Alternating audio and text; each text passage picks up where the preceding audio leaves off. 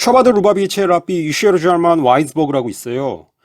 이 사람은 모시아, 카발라적 메시아의 도래와 구속이 반드시 특정 시점까지 이루어져야 한다는 최종적 마감일의 개념을 강조하는데, 탈무드와 조하르의 예언을 근거로 인류 역사에는 구속이 더 이상 지연될 수 없는 시점이 있으며, 그때까지는 메시아가 반드시 나타나야 한다는 주장이에요.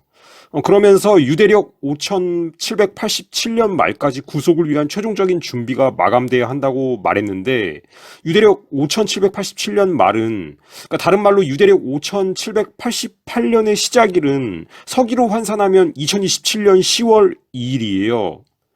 그러니까 2027년 10월 2일까지 모시아의 도래를 위한 모든 준비를 끝마쳐야 한다는 소리고, 카발리스트들이 중요하게 생각하는 책 조하르에는 모시아가 출현하기 전에 수많은 나라들이 이스라엘을 대적하는 대규모 전쟁이 있을 것이라고 기록되어 있는데, 이는 구약 성경 에스겔서 38장 39장에 나오는 곡가마곡 전쟁과 유사한데, 어쨌든 카발리스트들은 메시아가 출현하기 전에 중동에서 이스라엘과 다른 여러 국가들 사이에 대규모 전쟁이 있을 것이라고 얘기하고 있다.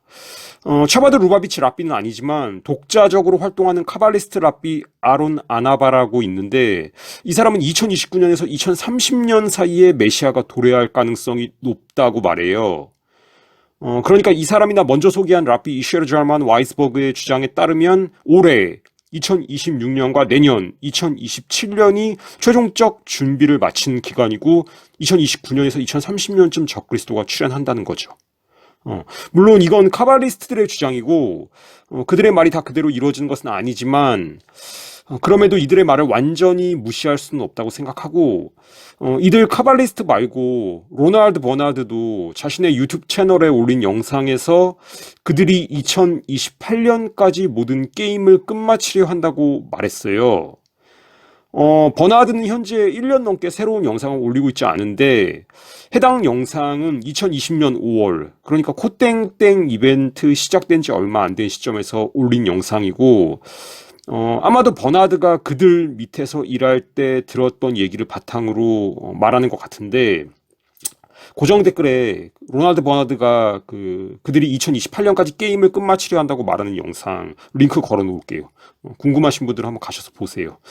그리고 UN 어젠다 2030도 2030년까지 모든 사람에게 법적 신원을 제공하는 것을 목표로 하고 있는데, 그러니까 쉽게 말해서 2030년까지 82억 모든 인류에게 디지털 아이디를 부여하겠다는 건데, 이것도 완료 시점이 2030년이죠. 그리고 최근 일론 머스크는 2030년까지 AI가 인류 전체의 지능을 합친 것보다 뛰어나게 되는 특이점이 도래할 것이라고 말했는데, 완벽한 감시 통제가 가능하기 위해서는 모든 사람이 디지털 아이디를 부여받고 디지털 화폐 시스템 안으로 들어와야 하고, 들어온 모든 사람들, 즉 80억 명의 금융거래 정보와 생체 정보, 이동 정보, 보건 정보, 그러니까 쉽게 말해서 하얀 신발 접종 정보 같은 것들을 실시간으로 감시 추적하고 페널티를 주거나 동결시킬 수도 있는 인공지능에 기반한 통제 시스템이 구축되어야 하는데, 일루미나티들은 그것이 가능할 시점으로 2030년이라는 연도를 말하고 있다. 근데 이런 것들보다 더 중요한 게 성경의 예언인데, 성경에서 마지막 때에 관해 말하는 내용들을 보면 그 내용들 또한 2026년부터 2030년까지의 시기를 주목하게 만들어요. 베드로후서 3장에는 이런 구절이 나와요. 주께는 하루가 천년 같고 천년이 하루 같다. 시편 90편 4절에도 비슷한 내용이 나오는데, 주의 목전에는 천년이 지나간 어제와 같으며, 이 구절들을 바탕으로 많은 성서학자들이 하나님께서 6일의 창조 후 7일째 안식하셨듯 인류 역사도 6천년의 시간 후 그리스도께서 지상에서 직접 통치하시는 천년 왕국으로 이어질 것으로 보는데, 실제로 성경의 족보, 누가 누구를 낳고 몇 년 살다 죽고, 이 족보를 계산해 보면 아담부터 아브라함까지 대략 2000년, 그리고 아브라함이 죽기 15년 전에 아브라함의 손자인 야곱이 태어나는데, 이 야곱이 태어난 해부터 그리스도의 탄생까지 정확하게 2000년, 그리고 그리스도의 탄생부터 현재까지 대략 2030년이 지났는데, 누가복음 3장 23절에 따르면 그리스도께서는 30살에 공생애를 시작하세요. 그리고 요한복음의 기록에 따르면 그리스도께서는 공생애를 시작하신 후 요한복음 2장에서 첫 번째 유월절을 맞으시고 6장에서 두 번째 유월절, 그리고 11장에서 세 번째 유월절에 십자가에 못 박혀 죽으시는데, 그렇게 그 내용들을 바탕으로 그리스도의 공생애를 3년으로 보고 있죠. 이 3년의 공생애가 끝나고 그리스도께서 죽음에서 부활하시면서 교회 시대가 시작되죠. 그러니까 간략하게 도표화시키면 아담부터 아브라함까지 2000년은 인류 전체의 시대. 그러니까 유대인이나 이방인이라는 개념이 존재하지 않는 인류 전체의 시대고, 아브라함의 손자 야곱부터 그리스도의 공생애 이전까지는 이스라엘의 시대, 유대인의 시대인데, 하나님께서 야곱의 이름을 이스라엘로 바꾸시고 야곱의 12아들이 이스라엘 12지파가 되죠. 특히 야곱의 12아들 중 메시아가 오는 지파로 선택된 유다의 후손인 유대인이 중요한데, 그래서 두 번째 2000년은 이스라엘의 시대 또는 유대인의 시대라고 할 수 있고, 이 이스라엘의 시대 2000년의 끝에 예수께서 육신을 입고 오셨지만 유대인들은 예수 그리스도를 메시아로 받아들이기를 거부하면서 복음이 이방인에게 넘어오게 되죠. 정확하게 말하면 이방인 전체가 아니라 예수를 메시아로 믿는 이방인 그리스도인, 이방인 교회에게 넘어오게 되는데, 그래서 2000년기, 세 번째 2000년기인 그리스도의 부활 승천 후 2000년은 교회 시대인데, 이 교회 시대가 끝나면 마지막 한일에 7년의 대환란이 있고, 이 대환란 후 그리스도의 지상재림과 천년 왕국이 있을 것으로 많은 성서학자들이 보고 있어요. 그렇다면 이 교회 시대 2000년이 언제 끝나는가가 중요한데, 왜냐하면 그 2000년이 끝나는 시점이 일루미나티가 말하는 뉴 월드 오더, 신세계 질서의 시작점이기 때문이에요. 일루미나티들의 소원과는 달리 신세계 질서는 짧게 지속될 건데, 후 3년 반만 잡으면 3년 반, 그냥 7년 전체로 잡아도 딱 7년간 지속되는데, 그 시작점은 그리스도의 부활 승천 후 시작된 교회 시대가 교회 시대의 2000년이 끝나는 시점이 될 것이다. 그런 관점에서 보았을 때 그리스도의 공생애가 언제 시작돼서 끝나는가가 중요한데, 왜냐하면 인류 전체 시대가 2000년 정도 지속됐고 유대인의 시대 또한 2000년간 지속되었기에 교회 시대도 2000년간 지속될 것으로 생각되기 때문이에요. 실제로 복음서에선 그리스도께서 이틀 후에, 다시 말해 2000년 후에 다시 오실 것이라고 암시하는 말씀을 하시는데, 대표적인 게 누가복음 10장에 나오는 선한 사마리아인 비유예요. 이 비유에서 그리스도를 상징하는 선한 사마리아인은 강도를 만나 다친 사람을 여관 주인에게 맡기고 2데나리온을 주면서 부족하면 돌아와서 갚을 때니 그 사람을 잘 돌봐달라고 하죠. 데나리온은 노동자의 하루치 품삯인데 2데나리온을 줬다는 것은 이틀치 품삯, 즉 이틀을 의미하고 이틀 후에 돌아오겠다고 약속하는 거죠. 이틀은 2000년을 뜻하고. 그리고 구약 성경 호세아서 6장에는 이런 구절이 나와요. 여호와께서 이틀 후에 우리를 살리시며 셋째 날에 우리를 일으키시리니 우리가 그의 앞에서 살리라.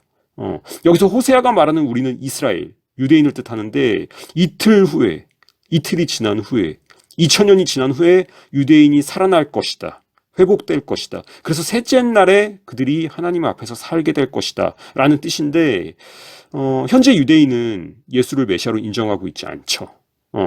유대인들이 예수를 십자가에 못 박은 지 대략 1997년 정도 지났는데, 그러니까 하나님의 관점에서 볼 때 이스라엘은 영적으로 1997년째 죽어 있는데, 이틀 후에 2000년 후에 여호와께서 그들을 살리시며 셋째 날에, 그러니까 2000년이 지난 다음 시작되는 새로운 날, 새로운 천년에 그들이 하나님 앞에서 살게 될 것이라고 예언되어 있죠.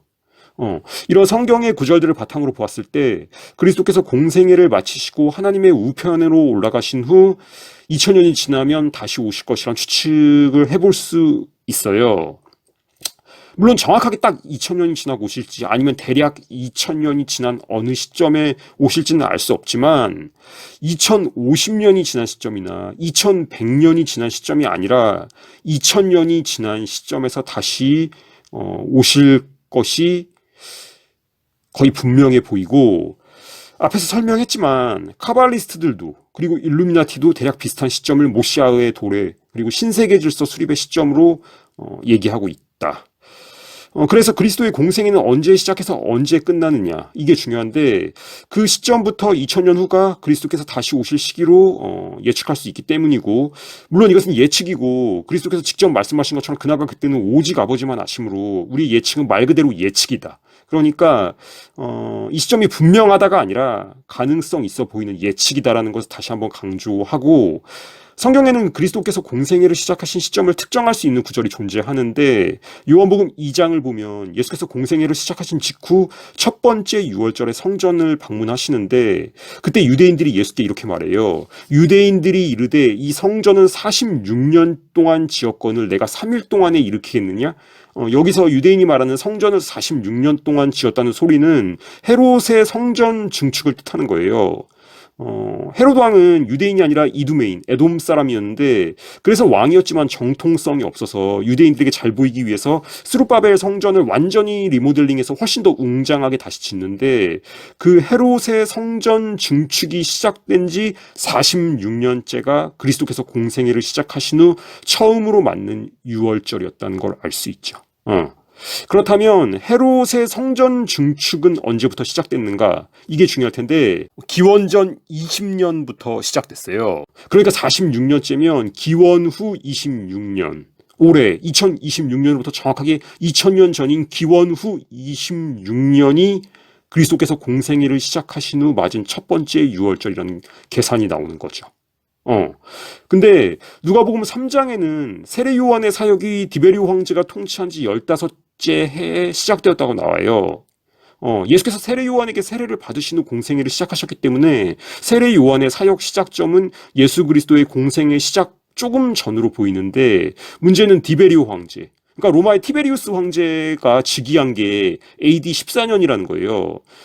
그렇다면 통치한 지 15째 해면 AD 28년이라는 숫자가 나오는데, 아까 요한복음 9절을 바탕으로 추론한 예수 그리스도의 공생의 시작 연도가 26년이었잖아요.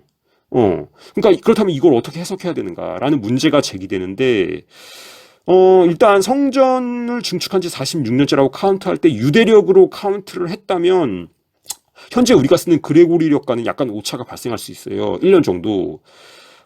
근데 그렇다고 해도 26년이 27년으로 밀리는 거고 28년까지 밀릴 수는 없기 때문에 다른 설명이 필요한데, 재밌는 게 로마의 2대 왕제인 티베리우스는 AD 14년에 황제로 즉위하기 전 AD 11년에 초대 로마 황제인 아우구스투스가 74세일 때 아우구스투스로부터 군권을 이양받고 아우구스투스와 공동 통치를 했다는 거예요. 그리고 3년 뒤에 아우구스투스가 77세로 죽으면서 티베리우스가 황제로 즉위하고, 그러니까 티베리우스가 군권을 받은, 시제적으로 고령의 아우구스투스를 대신해서 군권을 잡고 아우구스투스와 공동 통치한 기간부터 잡으면 세례 요한의 사역 시작 시점이 대략 AD 25년으로 유추해 볼 수 있어요. 그러니까 세례 요한의 사역이 AD 25년에 시작되었다면 예수께서 세례 요한에게 세례를 받으신 후 공생애를 시작하며 맞으신 첫 번째 유월절이 AD 26년이란 가정은 성립될 수 있죠.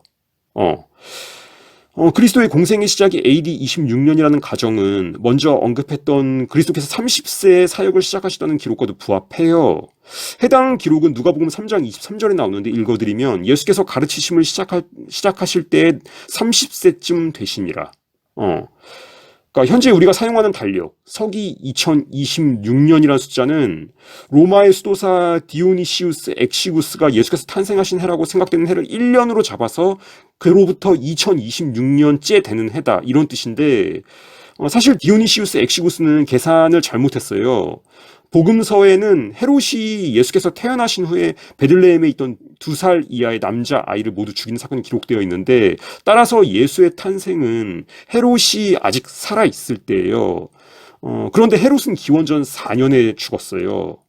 그러니까 예수께서 태어나신 해는 그 기원 후 1년, 서기 1년이 아니라 기원전 4년 이전, 그러니까 기원전 4년이나 5년이에요. 그렇다면 기원 후 26년에 예수께서 30살이 되셨을 거고, 어.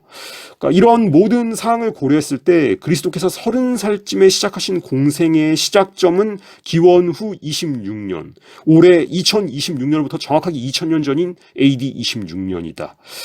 이렇게 생각되고, 그리고 3년의 공생애 후 AD 28년에 십자가에 달려 돌아가시고 3일 만에 부활하셔서 부활 후 40일간 이 땅에 계시며 제자들과 함께 하시다 승천하시죠. 이 모든 사실로 미루어 보아 그리스도의 십자가 대속사역과 부활 승천은 일반적으로 얘기되는 AD 33년이 아니라 그보다 더 빠른 AD 28년쯤이었을 것으로 추정된다. 근데 이 추정과 흥미롭게 공명하는 구절이 복음서에 또 있어요. 마태, 마가, 누가복음에 공이 나오는 무화과나무의 비유인데 읽어드리면 무화과나무의 비유를 배우라. 그 가지가 연하여지고 잎사귀를 내면 여름이 가까운 줄 아나니 이와 같이 너희가 이 모든 일을 보거든 인자가 가까이 곧 문 앞에 이른 줄을 알라. 내가 진실로 너희에게 말하노니 이 세대가 다 지나가기 전에 이 일이 다 이루리라. 여기서 무화과나무는 이스라엘을 상징해요. 호세아 9장과 예레미야 24장 모두 이스라엘을 무화과나무에 빗대서 말씀하시고, 그러니까 무화과나무가 잎사귀를 내면 인자가 가까이 곧 문 앞에 이른 것인데, 이스라엘은 1948년에 그러니까 로마에 의해서 멸망한 지 거의 1900년 만에 다시 국가로 살아나죠. 그래서 많은 성서학자들이 1948년 이스라엘이 국가로 회복된 것을 무화과나무가 잎사귀를 낸 것으로 봐요. 저도 그렇게 생각하고, 그렇다면 1948년에 이스라엘이 회복되는 것을 본 세대, 그 세대가 다 지나가기 전에, 다 죽기 전에 예수께서 다시 오신다고 해석할 수 있는데, 성경은 한 세대를 70에서 80년이라고 얘기해요. 시편의 해당 구절을 읽어드리면 우리의 연수가 70이요 강건하면 80이라도 그 연수의 자랑은 수고와 슬픔뿐이요 신속히 지나가니 우리가 날아가나이다. 근데 이 구절 말고 창세기 15장에는 아브라함의 후손이 4대 만에 가나안 땅으로 돌아온다는 구절이 나오는데, 이때는 한 세대가 100년, 그러니까 4대는 400년, 400년 만에 이집트에서 돌아오게 된다는 뜻이고, 그래서 한 세대를 100년으로 보기도 해요. 한 세대를 80년으로 본다면 1948년에 80을 더해서 2028년이고, 한 세대를 100년으로 본다면 2048년이라는 숫자가 나오는데, 아마도 이 기간 내에 2028년에서 2048년 내에 그리스도께서 다시 오실 가능성이 높지 않을까 생각하고, 그러나 이는 단지 추측이고 그날과 그때는 오직 하나님만 아심으로 단정할 수는 없다.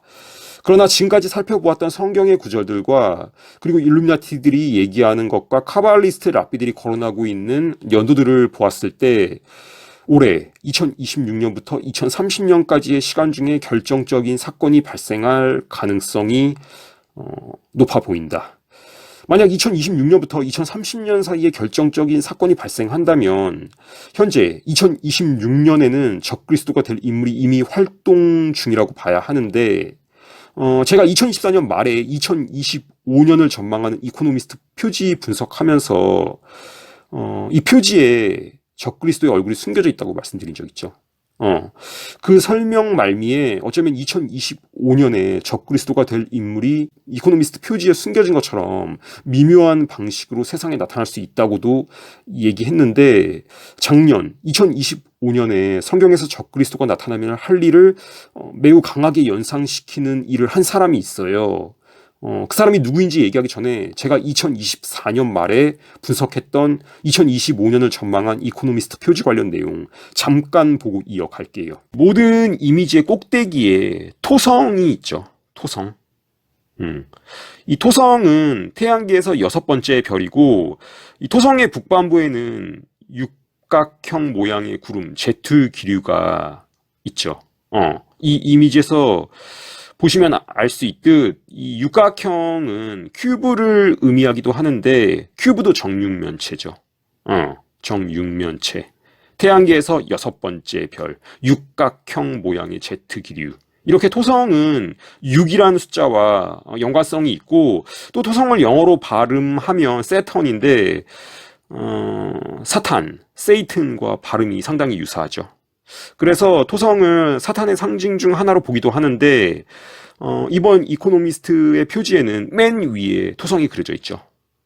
그러니까 이 모든 일을 추진하는 주체가 토성으로 상징되는 영적 존재다라는 해석이 가능해 보이고, 이 사진은 카발라를 연구하는 차바드 루바비치의 지도자 메나임 멘델 슈니어슨이 테필린을 착용한 모습인데, 테필린도 정육면체죠. 이 테필린은 그 성경 구절을 적어갖고 넣는 어떤 상자, 조그만 상자라고 보면 되는데, 이렇게 이 차바드에서는 요런 그 테필린을 이마에 둘러요.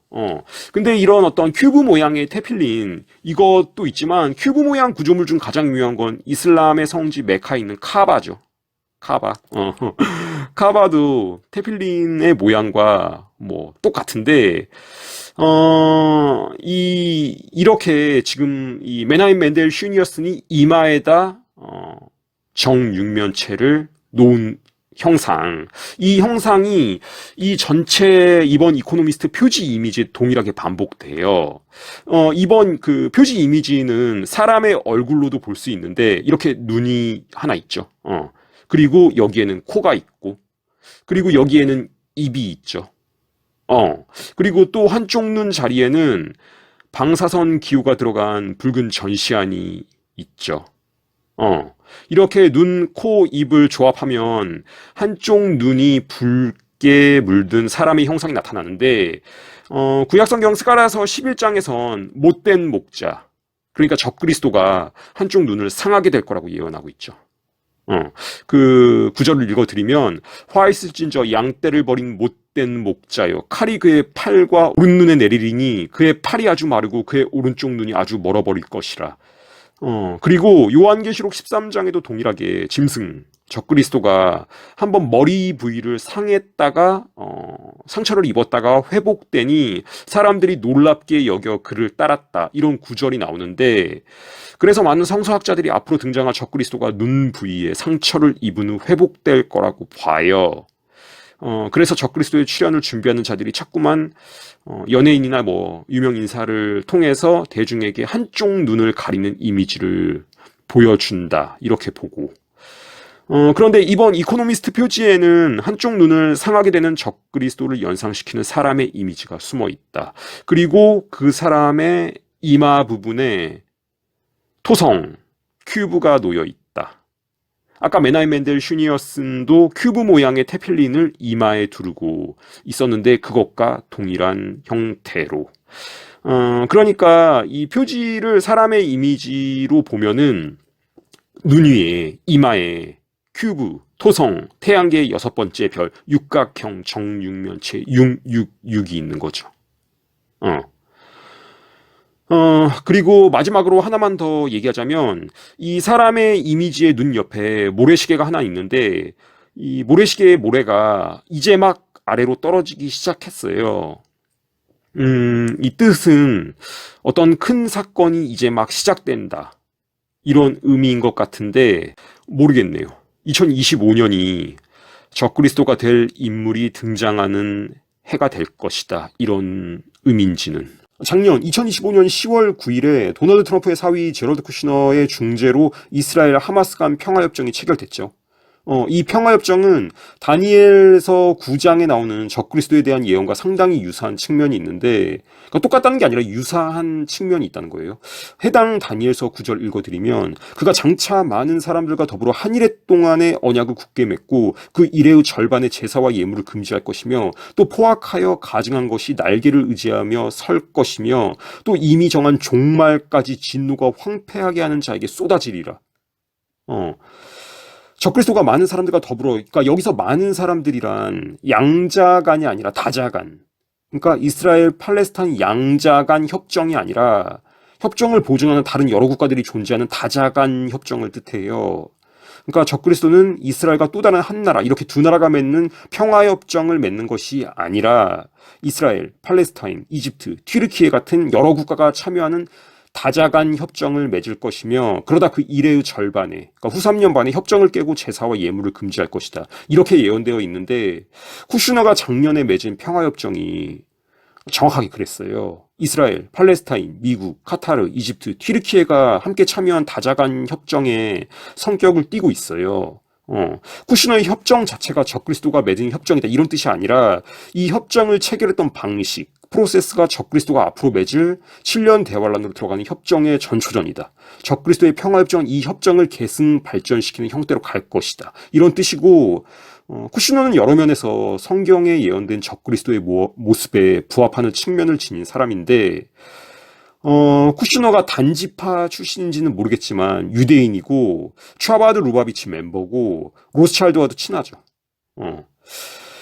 현재로서는 알 수 없지만 만약 2026년에서 2030년 사이에 조금 더 좁혀서 2026년부터 2028년 사이에 엔드타임으로 들어가게 되는 거대한 이벤트가 발생한다면 아마도 적그리스도가 될 가장 강력한 후보는 쿠시너일 것이다. 이렇게 생각하고 아시겠지만 일루미나티들이 목표로 하고 있는 2030년까지 그러니까 앞으로 4년 11개월 안에 82억 모든 인류에게 법적 신분증, 다른 말로 디지털 아이디를 부여하는 것은 정상적인 방법으로는 불가능해요. 세계대전급의 대규모 전쟁, 전 세계적 경제 대공황, 아니면은 팬데믹 같은 사건을 일으켜서 엄청난 혼란을 만들어내야 그 시점까지 모든 인류에게 디지털 아이디를 부여할 수 있어요. 2026년부터 2030년 사이에 보다 좁게는 2026년부터 2028년 사이에 그런 일이 일어날지는 알 수 없지만 여러모로 보았을 때 올해 2026년부터 2028년은 중요한 분기점이 될 것 같다. 이어서 2주 전에 발표된 일론 머스크의 뉴럴링크가 올해부터 뇌에 이식할 칩을 대량 생산하고 수술 과정도 거의 자동화된 방식으로 진행할 계획이라고 발표한 것을 보도한 뉴스 영상 뒤에 붙일게요. 그리고 제가 엔드타임에 있을 휴거와 요셉의 7년 기근 그리고 7년 대환란의 유사성에 대해서 설명한 영상 붙일게요. 일론 머스크의 뇌신경과학 스타트업 뉴럴링크가 사람의 두뇌와 컴퓨터를 원격으로 연결하는 뇌컴퓨터 인터페이스의 대량 생산에 돌입한다고 밝혔습니다. 1월 31일 로이터 통신에 따르면 머스크는 X를 통해 뉴럴링크가 2026년부터 BCI를 양산할 계획이라고 전했는데요. BCI는 사고나 질병으로 신체가 마비된 환자들이 두뇌에 이식된 장치를 통해 생각만으로 각종 기기를 제어할 수 있도록 돕는 혁신적인 기술입니다. 뉴럴링크는 미 식품의약국의 안전성 우려를 해결한 후 2024년부터 사람을 대상으로 한 임상시험을 시작했는데요. 이식된 BCI 장치를 통해 첫 번째 환자는 인터넷 검색, SNS 글 게시 등 일상적인 디지털 활동을 하는 것으로 전해졌습니다. 뉴럴링크에 따르면 2023년 9월 현재 전 세계에서 중증 마비 환자 12명이 BCI 이식 수술을 받았으며 이를 통해 기술의 상용화 가능성을 더 확고히 다지고 있는데요. 뉴럴링크는 또한 2026년부터 BCI 이식 수술의 전 과정을 자동화하는 시스템을 구축할 계획이라고 덧붙였습니다. 이를 통해 수술 과정의 효율성과 정확성을 높이고 더 많은 환자에게 서비스를 제공할 수 있을 것으로 기대되는데요. 또한 뉴럴링크는 최근 6억 5천만 달러의 투자 유치에 성공하며 기술 개발과 상용화에 필요한 자금을 확보한 상태입니다. 이러한 투자는 뉴럴링크가 향후 BCI 기술을 더 발전시키고 대규모 생산체제를 구축하는 데 중요한 역할을 할 것으로 보입니다. 창세기에 나오는 요셉은 여러 가지 면에서 예수 그리스도를 예표하는 인물인데 요셉은 아버지 야곱으로부터 깊은 사랑을 받은 아들이었으나 형제들이 그를 미워해서 처음엔 죽이려고 하다가 죽이지는 않고 이집트의 노예로 팔죠.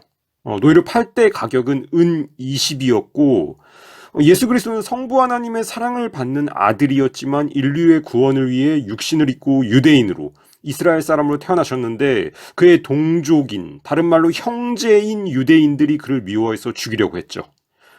결국 제자인 유다 이스카리옷이 은 30에 예수를 팔아넘기는데 여기서 요셉의 형제들이 요셉을 은 20에 팔아넘긴 것과 같은 패턴이 반복되죠. 그러니까 요셉, 예수 그리스도 모두 자신의 형제, 동족인 이스라엘로부터 미움받고 거부당하고 팔리는데 요셉은 그렇게 팔려간 이집트에서 고난을 당하다가 결국 이집트의 총리가 돼서 파라오 다음가는 2인자가 되고 예수 그리스도는 십자가 고난을 받고 장사된 지 사흘 만에 부활하셔서 하나님 우편에 앉으시게 되죠. 그러니까 요셉, 그리스도 모두 형제, 동족에게 미움을 받고 배반당한 후 영광을 받게 되는 게 똑같고, 또 하나 중요한 게 고난 후 영광스러운 자리에 올라간 요셉, 예수 그리스도 모두 구원자로 역할하게 되는데, 요셉은 이집트를 비롯한 고대 근동 전체를 덮친 7년의 기근, 7년의 흉년에서 구원자가 되고, 예수 그리스도는 죄로 인해 하나님의 진노 아래 놓인 인간을 그 자신이 화목제물이 되어 대속사역을 감당하심으로써 구원하시는데, 사실 요셉이 구원자 역할을 했던 7년의 기근은 마지막 때 있을 7년 대환란을 예표하는 사건이에요.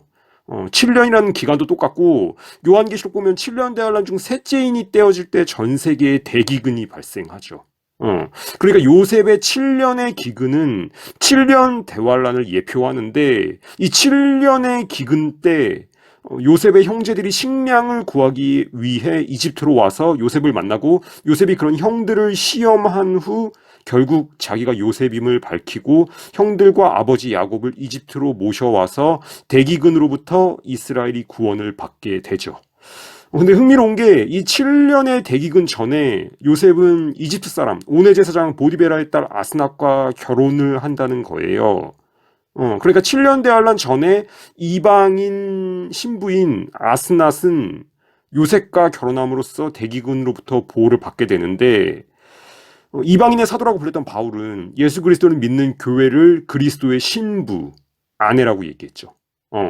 고린도 후서 11장에선 내가 너희를 정결한 처녀로 한 남편인 그리스도께 드리려고 중매하였노라 라고 쓰고, 에베소서 5장에선 남편과 아내에 대해서 이야기하다 갑자기 이 신비가 크도다, 내가 그리스도와 교회에 관하여 말하노라 하고 선언하는데, 해당 구절 읽어드리면, 아내들이여 자기 남편에게 복종하기를 주께 하듯 하라. 이는 남편이 아내의 머리됨이 그리스도께서 교회의 머리됨과 같음이니 그가 바로 몸의 구주이시니라. 그러므로 교회가 그리스도에게 하듯 아내들도 범사에 자기 남편에게 복종할지니라. 남편들아 아내 사랑하기를 그리스도께서 교회를 사랑하시고 그 교회를 위하여 자신을 주신같이 하라. 이는 곧 물로 씻어 말씀으로 깨끗하게 하사 거룩하게 하시고 자기 앞에 영광스러운 교회로 세우사 티나 주름 잡힌 것 없이 거룩하고 흠이 없게 하려 하심이라. 이와 같이 남편들도 자기 아내 사랑하기를 자기 자신과 같이 할지니 자기 아내를 사랑하는 자는 자기를 사랑하는 것이라. 누구든지 언제나 자기 육체를 미워하지 않고 돌보며 보호하기를 그리스도께서 교회에게 함과 같이 하나니 우리는 그 몸의 지체임이라. 그러므로 사람이 부모를 떠나 아내와 합하여 그 둘이 한 육체가 될지니 이 신비가 크도다. 내가 그리스도와 교회에 대하여 말하노라. 그러니까 남편과 아내의 관계, 이것이 곧 그리스도와 그리스도를 믿는 교회, 그리스도인의 관계라고 말하는 거죠. 그러니까 그리스도인, 다른 말로 교회는 그리스도의 신부인데, 유대인들이 예수 그리스도를 거부함으로써 복음이 이방인에게 넘어가 현재 교회라고 불리는, 그러니까 그리스도인이라고 불리는 사람의 절대 다수는 이방인이죠. 유대인이 아니라 이방인. 유대인은 7년의 대기근, 7년 대환란을 통해 예수 그리스도를 영접하고 구원받을 것인데, 이는 요셉의 형제들, 그러니까 유다, 레위, 이사갈, 스불론, 베냐민 같은 이스라엘이 7년의 흉년을 통해 요셉에게 나아가고 요셉을 통해 구원을 받게 되는 것과 똑같죠. 그런데 요셉의 이방인 아내 아스낫은 7년의 기근 전에 요셉과 결혼함으로써 대기근의 고통을 겪지 않고 구원을 받아요. 형제들은 7년의 기근 중 2년째, 그러니까 기근으로 2년 정도 고통을 당하다가 이제 식량을 구하기 위해서 요셉을 찾아오면서 요셉은 이제 찾아온 형제들을 시험하죠. 그 시험을 거친 후에 요셉은 형제들에게 자신을 드러내고 형제들을 이집트로 이주하여 살게 함으로써 대기근으로부터 이스라엘이 구원되게 되고, 이 패턴은 마지막 때 7년 대환란에도 반복될 것이다. 대환란 전에 이방인 신부가 먼저 구원을 받고 유대인, 이스라엘은 대환란을 거치며 구원받게 될 것이다.